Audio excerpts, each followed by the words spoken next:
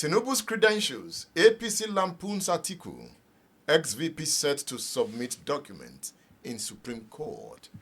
Should we be talking about a Nigerian leader, about certificate academic records? What does that say about us? Edmond, as you said when we began this program, it's a very critical moment to be a Nigerian. If you like, it's a very low moment for one to be a Nigerian. Recall that at the advent of this, of the Fourth Republic, I remember in 1999, Nigeria also started on the same keel by, having senior members of government in the person of Salisu Buhari, embroiled in a certificate scandal. Yeah. You remember Salisu Buhari claimed he was born in 1963. It was later found out that he was born in 1970. He claimed to have attended the University of Toronto. And in a February 1999 piece, The News magazine did an expose which shattered every layer of claim that Salisu Buhari made as the Speaker of the House of Representatives. And, you would really commend the avant-garde disposition of the Nigerian democracy at the time. Perhaps it was because of the activist disposition that we, entered the republic with. Don't forget that the Nadeco energy was still, radiating in Nigerians. And, there was a unanimity in the voices of Nigerians that, no, we cannot have this pollutant in our system. And Salisu Buhari was removed. Let's have at the back of our minds, too, that it was the press that unearthed this colossal identity fraud. And the press never said, even the North, that Salisu Buhari represented, never hid behind a finger by saying, no, he's our son, no, can we? Salisu Buhari left. Thereafter, we also had Evan Enwerem. Or Evans. Evans or Evan. And, the system was on spearing of Enwerem. He had to go. But gradually. And don't also forget that shortly after that, the then governor of Lagos State, Bola Ahmed Tinubu, was also embroiled in a certificate scandal and an identity claims. When, he claimed to have attended, I think Ibadan Grammar School. What was the name Government of it? College. Government College, Ibadan. Yes. I remember I was a features editor of the Tribune then, and I was asked to do a feature on Bola Ahmed Tinubu.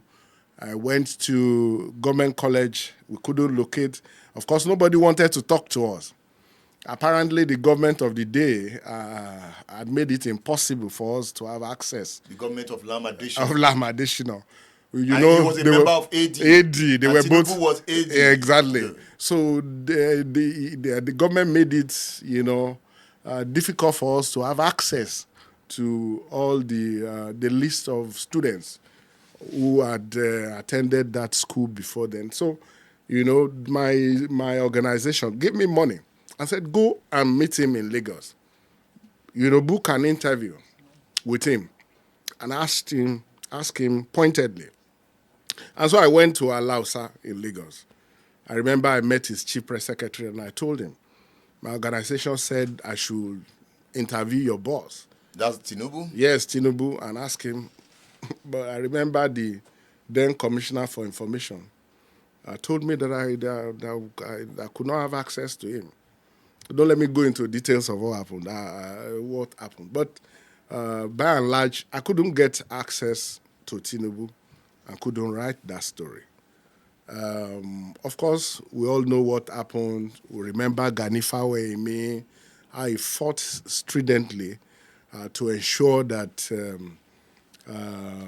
it was brought to book, that the governor was brought to book, and now at the end of the day, nothing came out of it.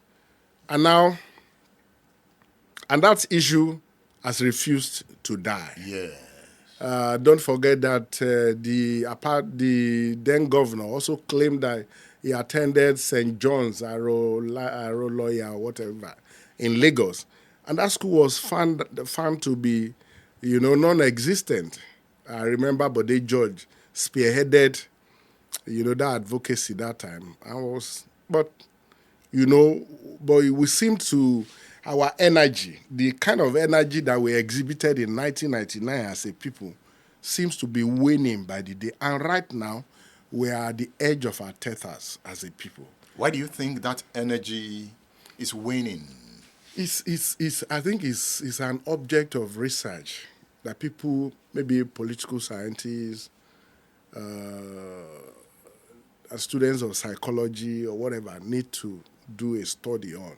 Because right now, for me, what I find most disparaging isn't that our president is being accused of identity theft. My bother, and which makes me downcast, is that the defense, if you see otherwise respectable, respected men and women in society who defend this. Why do you think they are defending it? Several factors. Ethnicity has to do with it. Political party membership has to do with it. People just believing that we shouldn't rock the boat. People just believing that, we no longer get bothered about things that are benumbing, things that otherwise that are shameful. A sense of shame, is like the death of a sense of shame in our people. Should they be shameful? Should Tinubu supporters be shameful? I've tried to put myself in the position of Mr. President, and I imagine what will happen if all over the world, because look, it's not only Tinubu supporters who should be shameful. Every Nigerian should be ashamed of themselves. Why should I be ashamed? I give you an example. I have a senior friend who sent me a reaction to my column about 1 or 2 weeks ago, and he said he was traveling from one state to the other in the United States of America, and inside the plane, the aircraft, a man or a woman who sat beside him asked, "Is it true that your president does not have certificate and his name is not his name?" And he felt really very embarrassed. And I felt that right now we should be engaged with issues of development. The economy is almost collapsing. Society is in turmoil. I thought those were the issues that we should be, engaged with. Not that somebody doesn't have a certificate. I thought that is too mundane an issue. It should ordinarily be a mundane issue, because why would you not have a certificate? Does he not have a certificate? Again, it is as what's the name of this man? Curiouser and curiouser. It is to me very curious, and I felt that this was an opportunity for Mr. President to put all the doubting Thomases to shame. And that was why I wrote a piece that I did about 2 weeks ago, that Tinubu must sack his lawyer, his U.S. lawyer, when the lawyer claimed that releasing his results to Atiku will cause him great hardship. And I said, I assumed, who should be interested in flaunting his first-class certificate? Tinubu has flaunted the fact that he had a first class, was the best, one of the best students in his class and all that. And I felt that was an opportunity for him to flaunt it to the world. And then we began to see not only identity theft allegations, we're also, confronting issues that have to do with the fact that perhaps he was a female, he was actually not the person who went to the university and all that and all that. And for me, this is sickening.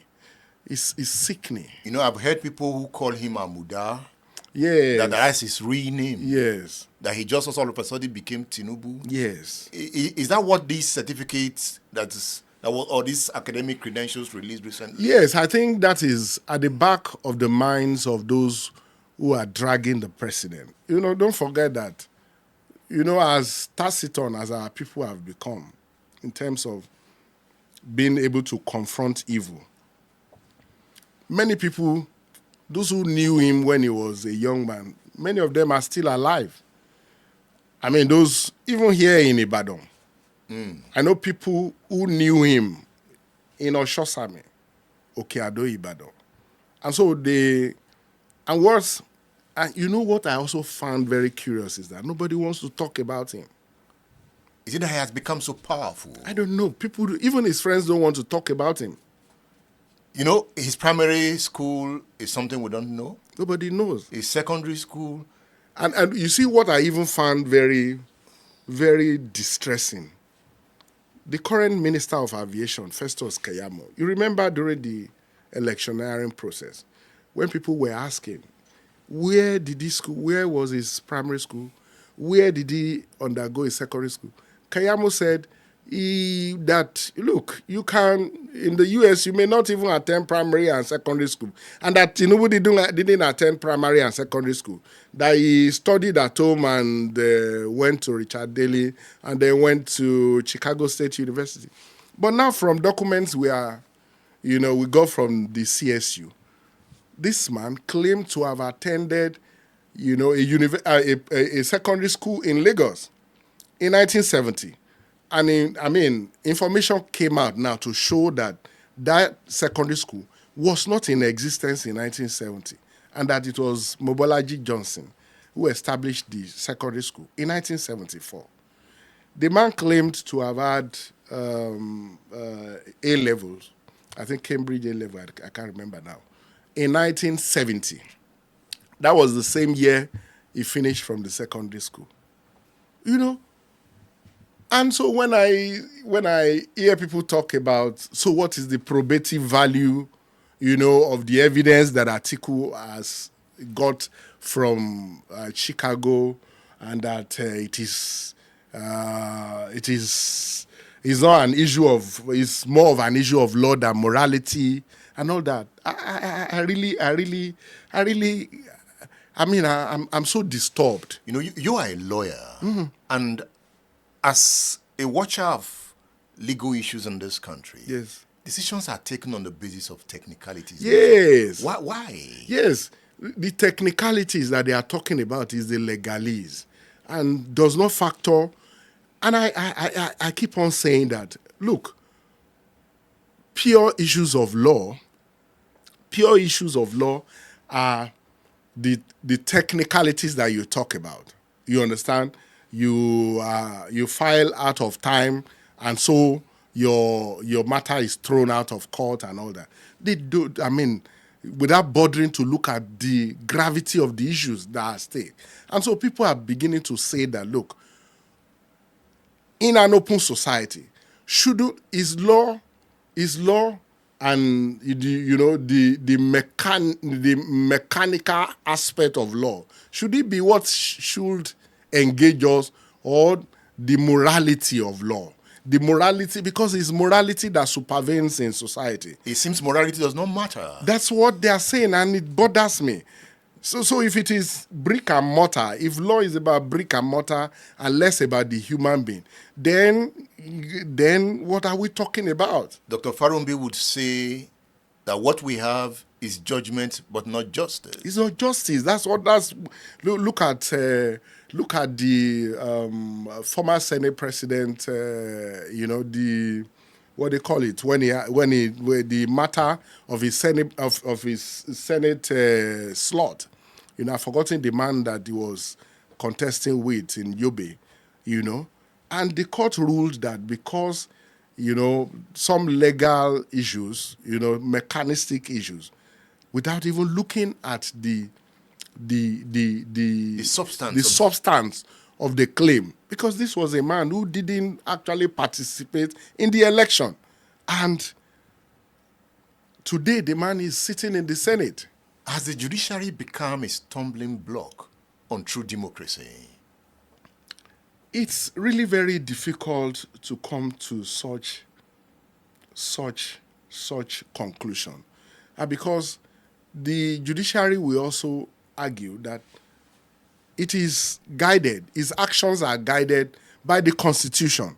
But I think we should be getting to a point where, the judiciary the judiciary should be strictly humanized. Let's bring humanity into legal issues. Let's humanize, the judiciary. Right now, as it is purely mechanistic.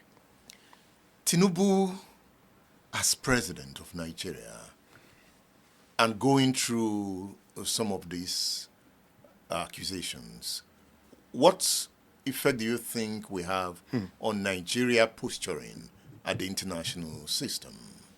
You see, those people that in the Committee of Nations, of course, there are also hypocrisies there. There are some, how do I put it? Some attempts to overlook some issues. But what guides the operations of the international community is integrity. Our president is going to be dealing with IMF. He's going to be asking for loans. He's going to be dealing with UNICEF. He's going to be dealing with the United Nations. He's going to be dealing with, multilateral organizations. And for these people, the moment they see you as somebody who lacks integrity, somebody who has integrity issues, then they begin to deal with you according to your presentation. And more importantly, I imagine what Nigerians are going through all over the world as a result of this issue in Chicago. I'm sure as time goes on, many of our people will be giving accounts of what they have been encountering, or what are the issues that they have had to contend with. But I imagine, of course, before now, that when they see a Nigerian, the scrutiny is increased. People believe that this is a potential criminal. And now when you have a president who, whose identity is at issue, whose certificates are not, are alleged not to be his, who, if you go through his posts on Twitter, this guy Hundeyin, what's his for? David Hundeyin. Yeah. That young man has been a thorn on Tinubu's yes, the guy said in the next few weeks, the FBI is going to release over 2,500 page documents to him about Tinubu. Over 2,500 documents, of indictment. And so I imagine all this combined about the president of Nigeria. Before now, our identity was suspect. Our being, the way the world sees us was suspect. And now we are going to add to it, the identity of a president who's like a burden, a moral burden on the rest of Nigeria. Yes, as people have said, as a lawyer, I also query the probative value of the evidence that Atiku has gotten from Chicago. Why are you querying in terms of the fact that, that querying it in the sense that, look, Supreme Court is not a place where you come with fresh evidence. It is, the decided case at the lower court, which is the appeal court, that the Supreme Court is going to be bothered with. You're not going to go there and to give fresh evidence. Although they said that, in some very rare cases, the Supreme Court can give heed to the submission of fresh evidence. But it's at the behest of the Supreme Court. Will the Supreme Court want to do this in this case? Why wouldn't they want to do this? They should do it because it's going to pose a legitimacy issue on President Tinubu's administration. Does he care? He should care. If indeed he has blood running in his veins, if indeed he's a human being like us. No, remember, he has more of power running in his veins. In his veins. Well, let's see what happens. But I know that he spends 4 years, he spends 8 years. It's going to be a burden he will carry till he goes to his grave. Does Nigerians really care? But Nigerians should care. And I drew the graph. I plotted the graph of Nigeria's border, the care of Nigeria, winning from 1999. I was a journalist in 1999, the features editor of the Tribune, and I know the frenzy. I know the border. Even in the Southwest, which was essentially an alliance for democracy, region. People were really bothered about Tinubu, and they condemned him. They condemned the fact that allegations claim that virtually all his claims were collapsed. No claim of having attended Aroloya Primary School, of having attended secondary school in Ibadan, even that of Chicago. But he has a way of proving himself right. He has been there.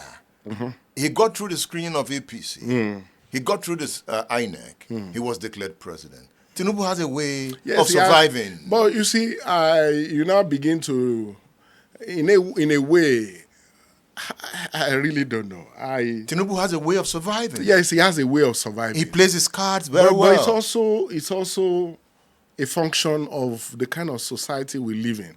Can you visualize a Tinubu surviving in the Nigeria of the 60s?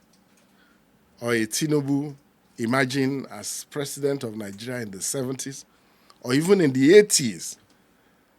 Since 1966, even 1960, when we had, Prime Minister Tafawa Balewa, and down to the military, to Obasanjo in 1999, we had never had a president who is embroiled in identity issue as we have had with Tinubu.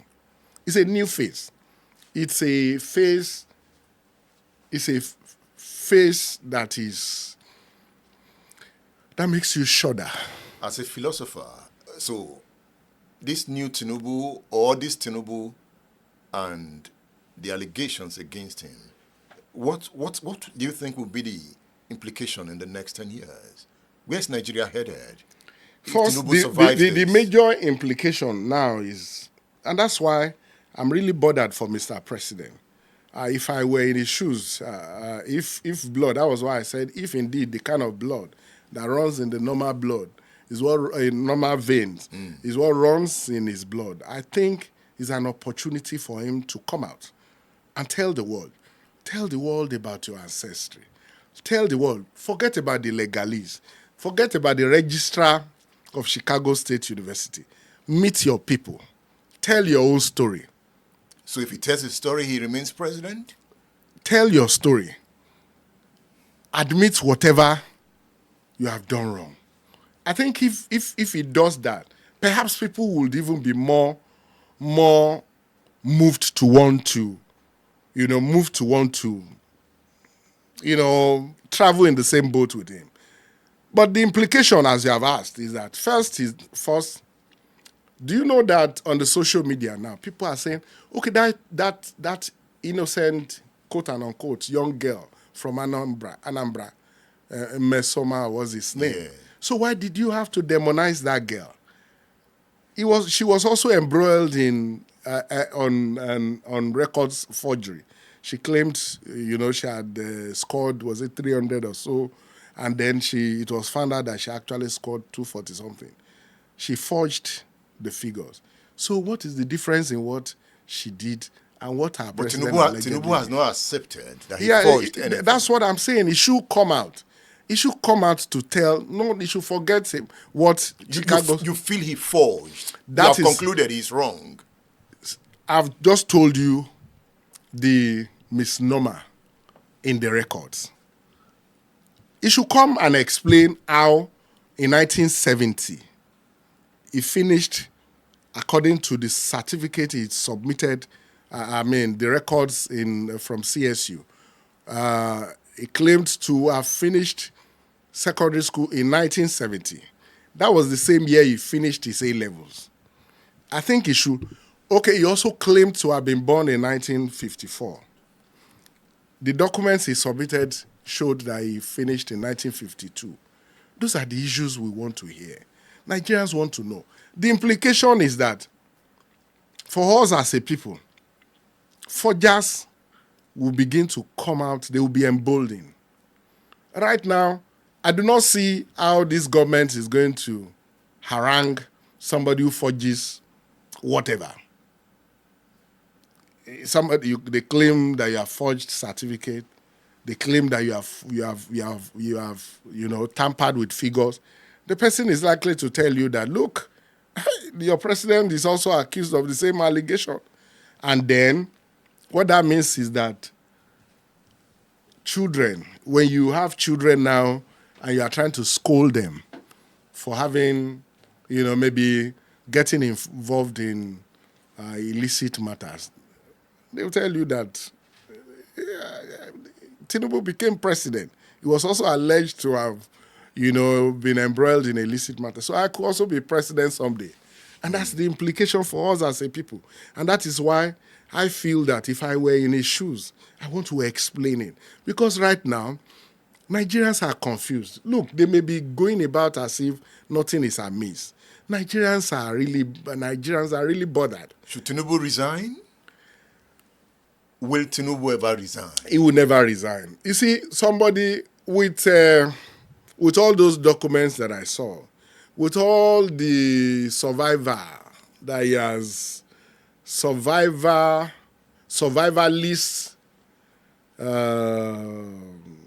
things he has done in the last how many years, that's a man whose heart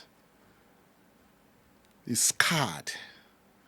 I don't think it's the kind of heart that you and I have. That somebody who was alleged to have done all those things. It's not the kind of heart that we have. And so, right now, you have been reading newspapers in the last 3 days? How many did you see newspapers give it the prime place that such issue should take? Why are the newspapers not doing that? I'm bothered. What do you think? You are a newsman. I'm bothered. I'm really bothered. What do you think is going on? I can't. If I tell you that I know, I'm telling you I'm lying.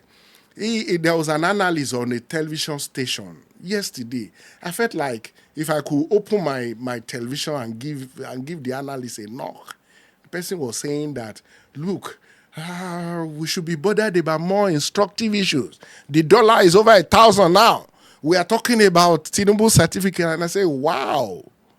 Because it's about us, our integrity, our being, our totality. Perhaps integrity doesn't matter anymore. Shouldn't it matter? Shouldn't it matter? How do you build a society without integrity? If this were happening in America, what do you think will be happening now? No, by now, look at what just happened in America, how the Speaker of the House of Representatives was removed. Can you remember Richard Nixon? He was impeached. Yes, he was. Watergate scandal. Exactly. I also told you of what we did in 1999. 1999, that's how many? 24 years ago. Just 24 years ago. We also could rank among, other nations or Western democracies who had such fiber, who had such burning desire for purity. But purity has disappeared in our nation now. People do, even when you argue, as we're arguing, people would see you as a bastard. They say, don't you know that Tinubu shares the same blood with you? He's a Yoruba like you. And so why do you want, this is our time. And so I really get bothered. This young man, David Hundeyin, Yes. is he the redefining journalism using social media. Sincerely, is mocking all of us. Is mocking all of us. You can't find investigative journalism anywhere any longer, especially the kind that David Hundeyin is doing. I am on Twitter every minute. I read everything that young man writes. And you could see that societies up there, outside of Nigeria, are giving regards to that young man. They are giving him awards. They are recognizing him. They are encouraging him that, look, nobody has that kind of guts any longer. People are in a rat race for money now. They want to collect money from the presidency. They want positions. They want to curry favor. They want to be giving money, especially, and unfortunately, you also have newspaper houses, because of the economic downturn that newspaper houses are going through. Nobody can, because if a few days ago I saw a viral video of Governor Minister Wike, with his usual joke, saying that, I think it was at a function. He was commending them. He said he could see that all newspapers, all news media houses are doing well. They are, commending his administration, that he knows that it's as a result of the advertorials that his government has been giving them, and that those who have not been captured, they should not bother. Very shortly, because I remember Professor Adigun Agbaje and I wrote a joint paper some years ago where we talked about the fact that corporate compromise is the next phase of the brand envelope of the Nigerian media. You don't have to collect money, under the table from organization. When you write anything against a particular individual or an organization, they stifle you of adverts. And you know that if you pick a newspaper from the front page to the back page, you can't find advert there. That newspaper has run that paper for that day at a loss, because it's not the 250 naira that they sell the newspapers that is actually the cost of the newspaper. I'm sure the cost of a single newspaper should be close to 1,000 naira now, but they dare not increase their prices, because at 250, how many people buy it? So now there's corporate corruption. There's a rat race to seek advert, and those government organizations also know. So don't write anything against us. Don't. So that perhaps that is why nobody is talking about the Tinubu saga. In that case, the Hundeyis will take over the social media. Yeah, they are taking over. And you can see what he's doing. Yes, doing a lot for us. And you begin to wonder. You remember, that was what was happening in the 70s. That was what was happening in the newspapers, in the 60s. Even up till the 80s, when you had the delegate, where people, journalists can go on assignment, undercover assignment. The newspaper gives you money. I remember those days when we were in the Tribune. You're going out on assignment, the newspaper will give you money, not only for your transportation, you're flying to wherever, they'll give you hotel accommodation money, and then even money to get information out from wherever you were, the sources that you needed to get information out to enrich your material. But these days, organizations don't even have money to survive. Recently the young man came out to appeal to the Ghanaian government. Yes. Not to bring him back to Nigeria. Yes. You're scared of Tinubu? He accused Tinubu of drug peddling. Yes. He has taken on Tinubu. No, he has taken on Tinubu. You recollect that was also what happened. And if you take the antecedent of Nnamdi Kanu, or what the Kenyan government allegedly did to him, he was alleged to have been, sold to the Nigerian government. They arrested him. Allegedly, they drugged him, and they took him back to Nigeria. I'm sure Hundeyin must have that at the back of his mind, remembering that Nigeria and Ghana are almost the same thing. They are both in the same situation, and they have had bilateral relationship over the decades, so that there was the possibility that they could ditch him and repatriate him back to Nigeria. Should Ghana do that? Ghana shouldn't do that. I'm sure that was why the young man, has started externalizing it. Reporting to the United Nations, talking about what is likely to happen to him if he was repatriated to Nigeria. Now, let's look at this point before we round off this discourse. And it's a statement that was made by Professor Pat Utomi. He talked about revolution. Pat Utomi wrote, I quote him, "My problem is not whether the Nigerian revolution is imminent. It is knocking on the door. The burden on my soul is that it could be the dawning of Robert Kaplan's coming anarchy that may be a chauffeur-driven passage onto the road to Somalia." So do you see a Nigerian revolution coming? It's a very difficult question to answer. As a political scientist? Yes, why I said it's a very difficult. Of course, when people have gotten to the level of frustration, societal frustration that we have gotten into, there should be a pushback, and that was why. But I'm not writing off revolution entirely, because, and I take my cue from what happened in 2020. Those young men at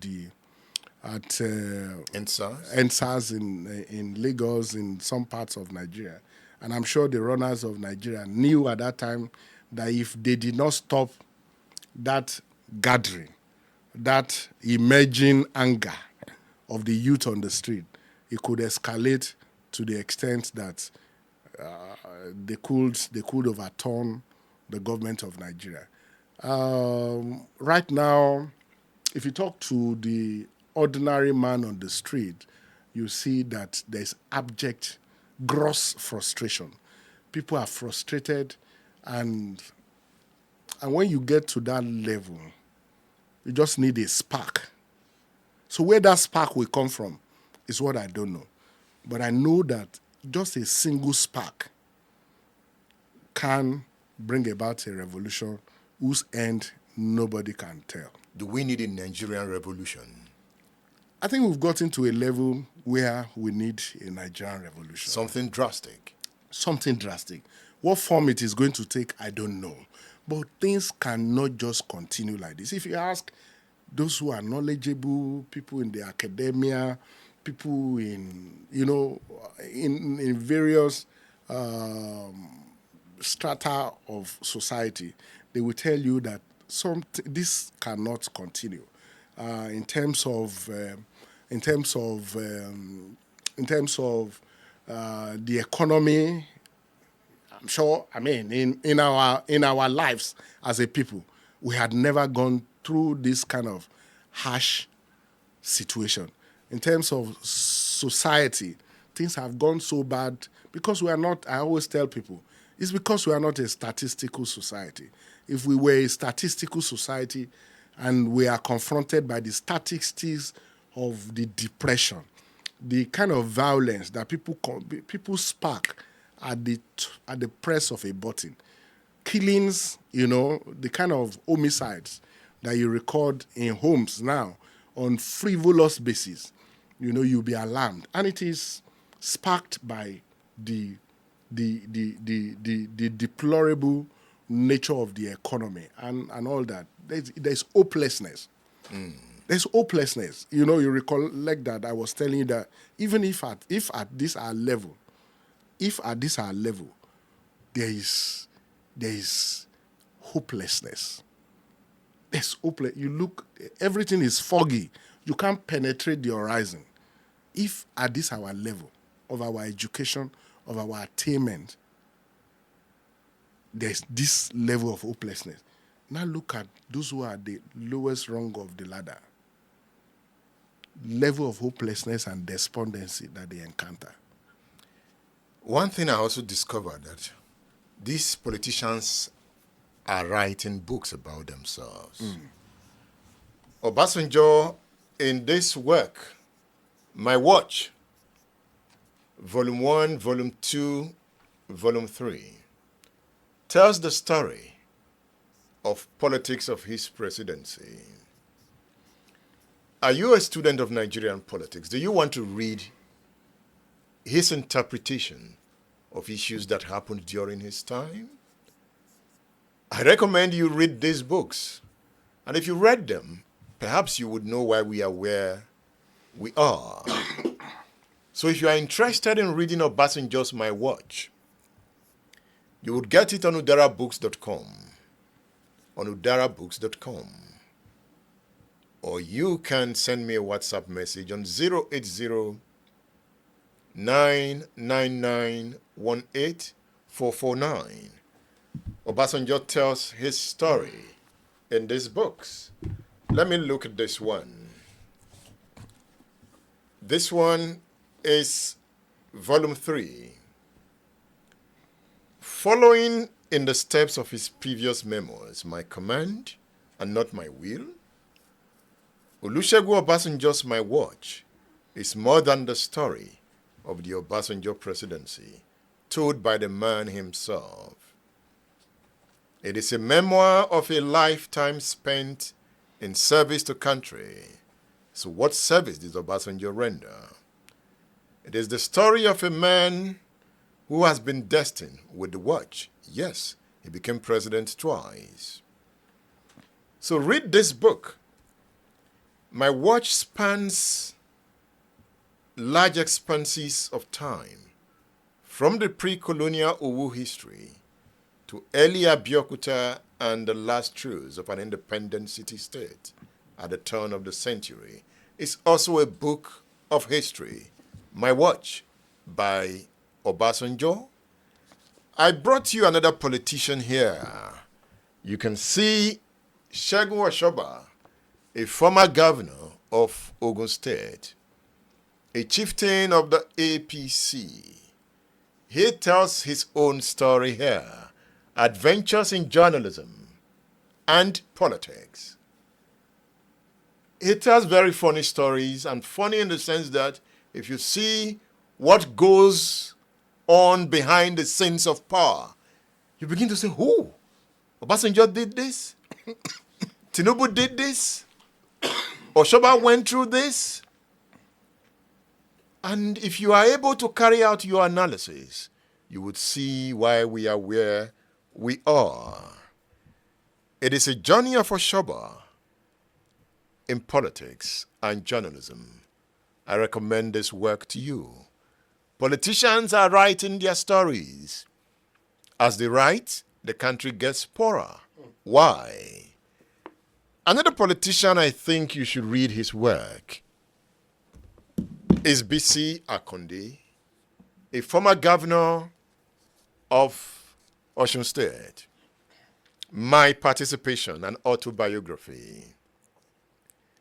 He talks about Tinubu a lot in this book. He talks about Bola Ige. With this book, Akonde stirs the hornet's nest, and some revelations from this book would affect public debates and perceptions of Nigerian leadership and politics for generations to come. I recommend this book to you if you want to understand politicking, intrigues, and why Nigeria remains poor. You would find it on udarabooks.com, udarabooks.com, or you can reach me on WhatsApp on 080 999 18449. So I've brought you these titles to keep you abreast of informations on politics. Dr. Adedayo, our politicians are writing books. Yes, they are. Is that good news? Well, they have always been writing books. And, biographies, autobiographies, especially autobiographies, you are permitted to remove, to excise. Yes. And so they won't tell us the totality of their encounters. Because if they tell us the totality of their encounters, perhaps there'll be riots. There'll be riots because some of the things that happen in government, really, if the ordinary man on the streets gets to know them, will know that most of the people who administer us, they are, don't let me use... Even as a journalist, you can't even write about some of these stories. Yes, but we should be audacious enough to penetrate the veil. That's my problem. It's all of us that I'm giving this charge. Those days you have people who take it upon themselves to write the unauthorized account of the lives of people in power. It doesn't have to be authorized account. You go under the veil to get information and you give an account, write an account. It enriches people's understanding. It gives people the other story, an understanding of the other story. It's just the story that we're always, reading. But we need to hear the other story, the ones that were not authorized. And I'm sure perhaps if we have the ones that are not authorized, we probably will begin to know. I imagine that Governor Shoba won't write about all the things he encountered. A fantastic man, but I remember my encounter with him when I was the chairman editorial board of National Life. So I wrote in my column, I wrote a piece that was not palatable to him. I remember writing that, and that is also one aspect of politics that you find very intriguing. In that piece, I said, of all the AD governors at that time, it was only Tinubu who was alert enough to know that President Obasanjo had woven around them, some kind of a net, that would capture them. That they didn't know they were playing along, believing that they wanted to assist a Yoruba man to win a second term. And at the end of the day, that tsunami swept them off. So apparently I didn't use pleasant words for him. And after the publication of that piece, he was fuming. He called the MD then, Mr. Louis Odion, reported me, see what that boy wrote about me. And so a few months after, I got into the Ajimobi government. And so we were at the executive council meeting. And so when we finished, the governor announced that Chief Oshoba was coming to say hello to us. And so we stood. Everybody was pumping hands with him. So I got near him. He shook my hand, generally as he was shaking. And I said, and he introduced myself, Festus Adedayo. He wrung his hand off my hand. You needed to see his countenance. How could I be shaking hands with this character? But he didn't say a word? He didn't say a word. But I put that to his countenance told me that he was wondering why he should be shaking hands with a character who wrote that kind of analysis against him. But he should understand. He is a journalist. Why he's a journalist, he should understand. But the temperament. Many of these people are reputed with temperaments that are not pleasant. Perhaps Festus need to write a book on Nigerian politicians. Someday I'm going to do that. When? I'm looking forward to a book from you. By God's grace, I will. Because you have worked for Namani. Yes. You have worked with Ajimobi. Yes. You know power players. And that was why I was telling you that the things that go under the veil, if they are revealed. Wow. Festus Adedayo, thank you for featuring on State Affairs. Thank you for having me. It's been a pleasure. Festus Adedayo is a politician. Festus Adedayo is a journalist. I would have sued you. He's a journalist. You read his column weekly? He's a columnist. He's a political scientist. Festus Adedayo is a philosopher. Festus Adedayo is a lawyer. So, he's everything. Don't forget to join me on Friday for another edition of State Affairs, coming from the studio. This is Festus Adedayo's book, Ayinla Omowura, Life and Times of an Apala Legend. You would find it on udarabooks.com. So get your copy. It's a book to read. I am Edmondo Bilo.